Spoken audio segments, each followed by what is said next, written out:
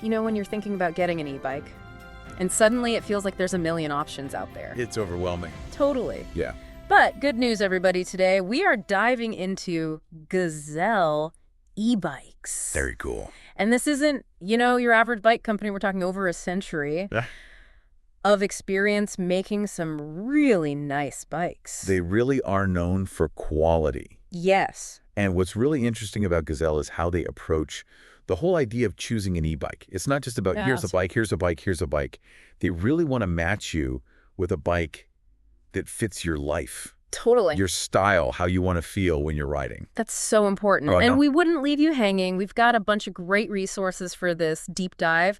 We've got Gary's notes, which breaks down all the different models. Excellent overview. Yes, and some insider tips from our producers. And get this, we actually have a video from the Gazelle International Owners Group. Oh, wow. Real world experience. Yes, real people, real experience is so valuable. So key, because specs only tell you so much, right? Totally. Okay, so let's jump into these models. Gary's notes mention the Medeo, the Arroyo, the Ultimate, the Avignon, and the Eclipse.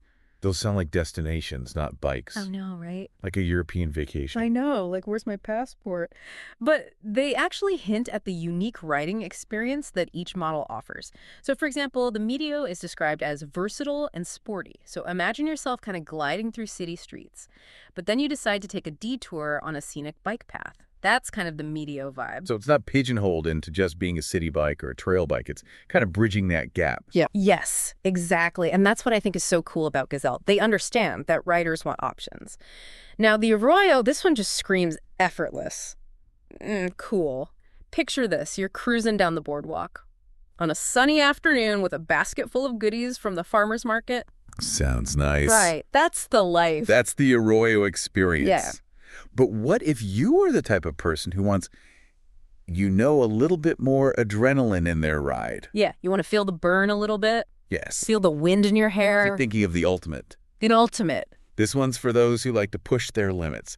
Top-notch components built for performance. Yeah. Imagine conquering those challenging hills with power to spare. You're not worried about making it up that hill. No, you're setting a new personal best. Exactly. You're flying. That's the Ultimate rider. Okay, so we've got the Ultimate for those speed demons. We've got the Arroyo for the chilled-out cruisers. Where does that leave the Avignon? Well, I would say the Avignon is like the luxury sedan of e-bikes. Okay. It's all about that smooth, comfortable ride, but with a little more elegance and sophistication. Okay. Imagine gliding through city streets, maybe turning heads with this sleek design. Love it. Really enjoying that level of comfort that makes even the longest commute enjoyable. Oh, yeah. Yeah. Sign me up. I'm getting serious bike envy right now. And that leaves us with the Eclipse, the last one on our list. Ah, yes, the Eclipse. What's the Eclipse all about? Well, if you picture like an urban explorer, Okay. that's the Eclipse. Okay. Really lightweight, agile, perfect for navigating crowded streets, zipping around town. Imagine like weaving through traffic with ease, finding those shortcuts that are hidden in plain sight. Cool. That's the Eclipse rider, always one step ahead. I love it. Each model has its own personality. But how does Gazelle actually categorize these bikes, beyond just their names? I remember the Owners Group video talked about riding positions. Yes, they break it down into 3 riding positions. Okay. Easy, active, and sportive. And why does that matter? This is key because it affects how a bike feels and how it handles. Okay, so let's break that down a bit. What do they mean by an easy riding position? So if you can imagine the classic Dutch bike, that upright posture, that relaxed grip, Okay. you're not hunched over. Yeah. You're comfortably taking in the scenery as you ride. Yeah. That's the Arroyo, designed for maximum comfort. Perfect for those leisurely rides where you just want to enjoy the experience. Yeah. Yeah. What about if you're feeling a little bit more energetic? Like you want to feel the road, but you don't want to train for the Tour de France. Right.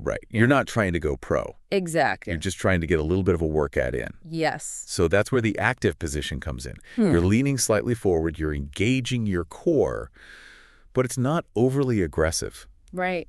So the Medeo is a great example of this style. Got it. It's a nice balance of comfort and a bit of get up and go. So you're getting that connection to the bike, but you're not sacrificing comfort. Exactly.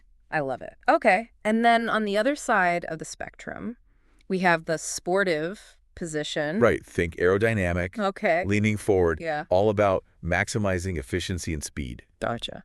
So that Ultimate that we talked about earlier, Right. designed for those longer more challenging rides. Makes sense. It really exemplifies that sportive position. I love this because it's not just about, you know, picking a bike based on how it looks. It's about how its design actually impacts your riding experience. And that's what I love about Gazelle. Yeah. They're not just throwing bikes out there. Yeah. They're thinking about the needs of all these different riders. Yeah. So they're selling a lifestyle, not just an e-bike. They get it. Yeah. They get it. Okay, so we've talked about the models, the styles, the whole vibe.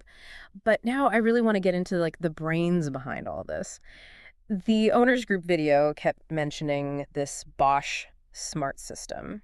Is it really as smart as it sounds? It's really cool. It's like having a mini computer built right into your e-bike. Oh, And it does more than just, track your speed and distance. right. We're talking about an app that lets you customize your performance, get firmware updates. Hold on, firmware updates. Like my current bike can barely handle changing gears. Yeah. What kind of customization are we talking here? So it's not like you're going to turn your Arroyo into like a rocket ship Okay. by tapping on your phone. Okay. But you can really fine-tune it to match your riding style. Mm. So let's say, for example, you are facing a monster hill on your commute. I have one of those. You do. Yes. With this Bosch Smart System, you can actually adjust the level of pedal assist to give you that extra boost Oh, wow. to get up that hill. Okay. So it's no sweat. So it's like having different power levels depending on, the terrain and how much effort I want to put in. Exactly. You're in complete control. So on those leisurely weekend rides, Mm-hmm. you can dial back the assist and enjoy a more natural feel. Yeah. But when you need that extra power, It's there. it's there for you. And those firmware updates that we mentioned, Mm. they can actually help your e-bike get smarter and more efficient over time. Are you serious? Yeah. So like my bike is evolving with me. Kind of. Yeah. That's amazing. Okay, so speaking of cool tech, I know that security is a huge concern for e-bike owners. Absolutely. Does this Bosch Smart System offer any protection in that area? Big time. Okay. So remember that mini computer we were talking about? Uh-huh. It's also like a security guard. So they have this feature called eBike lock. And it's Really? amazing. They do? It basically deactivates the motor when you park your bike, Okay. making it way less appealing to any would-be thieves. So I can like digitally lock my bike Basically. through the app. That's brilliant. That's like a digital lock and key for your e-bike. I love that. Okay, that gives me peace of mind, Mm-hmm. knowing I've got that extra layer of security.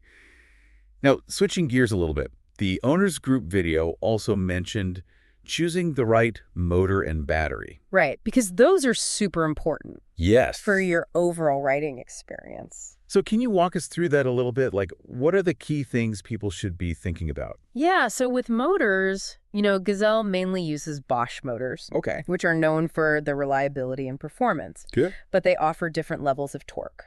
Okay, torque, for those of us who, aren't car mechanics, what does that actually mean, like in terms of riding my bike? That's a great question. So think of torque as like the muscle of your e-bike. Okay. So a motor with higher torque is going to give you more power, especially when you're going uphill or if you're carrying heavy loads. Right. So if you live in a hilly area or Yeah. you plan on, taking your bike on some more challenging rides, you're going to want a motor with some serious torque. Got it. But if you're mainly riding on flat terrain, Hmm. a lower torque motor might be more efficient Hmm. and it might give you a longer range. Okay, that makes sense. So it's really about finding that balance between like power and how far it can go. Exactly. Okay. And then what about batteries? So batteries are super important because they determine your range, how far you can go on a single charge. Gazelle uses body batteries as well, known for their quality and how long they last. Hey. But these batteries come in different capacities, which are measured in watt hours. Okay, watt hours. Explain that to me like I'm 5. Okay, so imagine your e-bike battery is like the gas tank in your car. Okay. The bigger the tank, the farther you can drive before you need to refuel, Yep. right? Right. Watt hours are very similar. So the higher the watt hours, the larger your tank, the farther you can go on a single charge. Okay, so if I have a really long commute, or I love going on like, those epic all-day adventures, I'd want a battery with a higher capacity. Absolutely. Okay. But if you're mostly using your e-bike for shorter trips, like around town, a smaller capacity battery might be a better fit. Gotcha. It'll be lighter and probably a little bit more affordable as well. That's really helpful. I never realized how many factors go into choosing an e-bike battery. There's a lot to consider. Yeah, it's like how much power I need, how far I want to go, even just like how much weight I'm carrying. You got it. And what's great is that Gazelle, they offer all these different combinations of motors and batteries across their models. That's awesome. Yeah, so you can really fine-tune your ride. They've thought of everything. They really have. I'm telling you, this is why I love these deep dives. Yeah. Because we get into these details that, like, you wouldn't even know to ask when you're first starting to research. You don't know what you don't know. Exactly. Until you do these deep dives. And that's the point we want to empower you, to make a really informed decision. Yes. Because this is an investment. It is. And you want to make sure that it aligns with your needs and goals. Speaking of which is one more thing I want to touch on. The owners group video talked about belt drives versus chain drives. Can you explain what that's all about? Yeah. So that's another example of how Gazelle offers choices to cater to like different riders' preferences. Okay, cool. Tell me more. So most bikes that you're probably used to seeing use a chain drive. Right. It's that classic system with the metal chain. Right. Transferring power from the pedals to the rear wheel. Right. But belt drives, Yes. they use a rubber belt Okay. that's reinforced with carbon fiber. So it's like a newer, more high-tech option? Yeah, relatively speaking. Okay. And it comes with some pretty cool advantages. Like what? So belt drives are known for being incredibly low maintenance. Okay. No more greasy chains. Oh, I hate that. I know, right? Yeah. No more worrying about getting your clothes dirty. You don't require any lubrication, Interesting. which is a huge plus for convenience. Especially if you're someone who, values that ease of use Exactly. and hates dealing with messy bike maintenance. Exactly. So it's like less hassle. Way less hassle. Okay. And they tend to be quieter and smoother than chains as well. Okay, so why wouldn't everybody just go with the belt drive?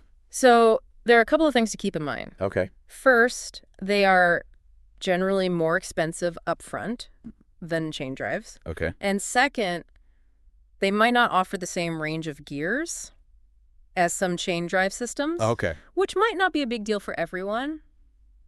But if you're planning on doing a lot of riding in hilly terrain, it's something to consider. That makes sense. Yeah. It's like a trade-off between, the convenience and the cost. Right. And what you need for your rides. Yeah. Exactly. And again, it's great that Gazelle offers both options. Yes, I love it. So riders can prioritize what's important to them. That's awesome. This is great info. I feel like we're getting a really complete picture Right. of what makes these Gazelle e-bikes unique. They've really put a lot of thought into every little detail. They really have. It's impressive. And we're just scratching the surface. Were you serious? There's more. There's so much more to explore. Oh my goodness.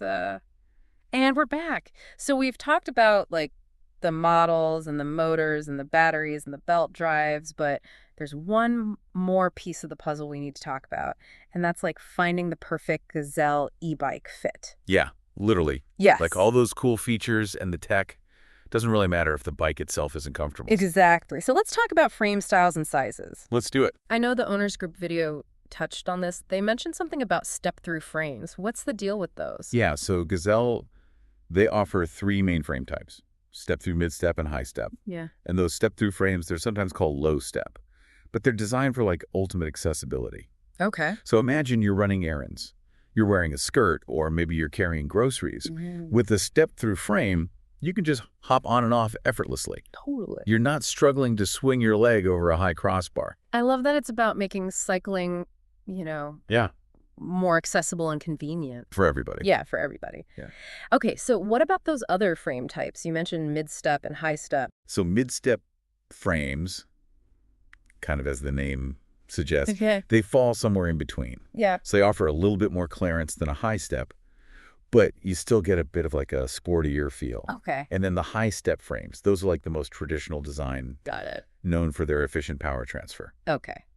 And they're usually favored by more experienced riders who are really, prioritizing that performance aspect. So it's kind of like a spectrum. You've got the relaxed and accessible with the step-through, then a little bit more sporty with the mid-step, and then all the way to the performance-oriented with the high-step. Exactly. Love that. And then within each of those frame styles, Gazelle offers a bunch of different sizes too. Yes, they do. To make sure you can find the perfect fit. Exactly. Because that's key. Yes. You want to make sure the bike fits you properly. So important. Because otherwise, it's not going to be a comfortable ride. No, not at all. They do have a size chart on their website. Okay. But Honestly, nothing beats going into a shop Yes. and actually taking a few different sizes for a spin. Test ride is a must. Absolutely. Just like with shoes. Exactly. You won't know until you try them on. Right. Or, I guess in this case, ride them.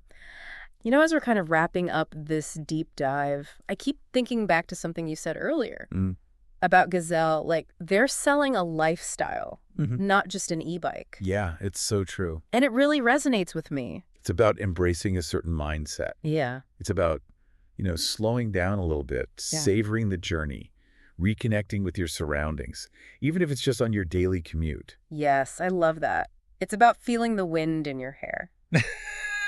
Or in your helmet. Right, exactly. And just kind of like rediscovering that simple joy of riding a bike. It brings you back to being a kid again. It really does. Doesn't it? Yes, and realizing that, like, age is just a number when it comes to, like, chasing that feeling of freedom. Absolutely. And that's the beauty of e-bikes in general. They make cycling accessible to so many people who might have thought it wasn't for them anymore. Absolutely. And I feel like Gazelles, with their focus on quality and comfort and style, they get it. They get it. They understand what it means to create a bike that, like, enhances your life, not just gets you from point A to point B. Well said.